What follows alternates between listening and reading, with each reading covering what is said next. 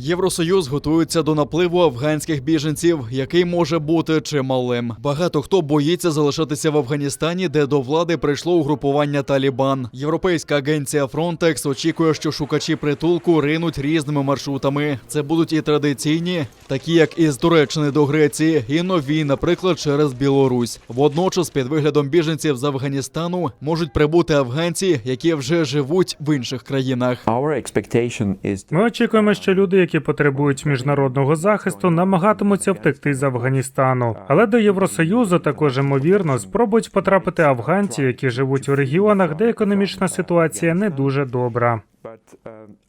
Нині Frontex спостерігає за афганськими громадянами у Туреччині, Ірані, Пакистані, Таджикистані, Узбекистані і Туркменістані. Після міграційної кризи 2015-16 років Євросоюз удосконалює міграційну систему. Тепер він швидше депортує тих, хто не має права на притулок. Тепер ми не можемо повернути афганців до Афганістану. Це неможливо. Але ми можемо вислати людей, які видають себе за афганців. Ми можемо їх депортувати, і ми повинні це зробити.